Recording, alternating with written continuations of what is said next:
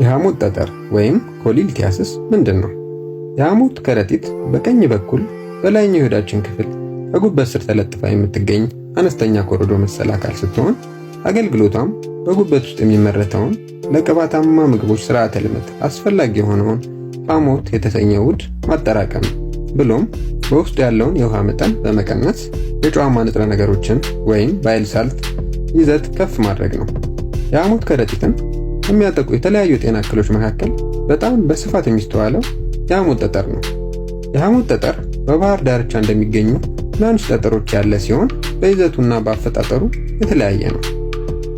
እንዴት ይፈጠራል የሚለውን ስንመለከት ሐሞት በይዘቱ ከውሃ፣ ጨዋማ ንጥረ ነገሮች ወይም ባይል ሳልት፣ ኮሌስትሮል እና ቢሊሩቢን ውህድ ሲሆን የእነዚህ ኬሚካሎች መጠን መዛባት ወይም ከሚፈለገው መጠን በላይ በሐሞት ከረጢት ውስጥ መገኘት ዋና መንስኤ ነው።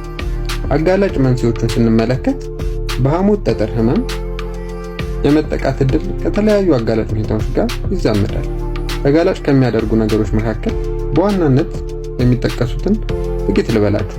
ዕድሜ፣ ጾታ፣ ሴቶች በ3 እጥፍ ከወንዶች ይልቅ በህመሙ የመያዝ አዝማሚያ ያሳያሉ። በተለይም በ40ዎቹ የዕድሜ ክልል የሆኑና ብዙ ልጆች የወለዱ እናቶች። የስኳር ህመም፣ ከመጠን ያለፈ ውፍረት፣ የአመጋገብ ስርዓት ወይም ከፍተኛ የኮሌስትሮል መጠን ያላቸው ምግቦች በብዛት መመገብና ለረጅም ጊዜ መጾም፣ እርግዝና እንዲሁም የሆርሞን ይዘትነት ያላቸው የእርግዝና መከላከያዎች፣ ቀይ የደም ህዋሳትን የሚያጠቁ በሽታዎች።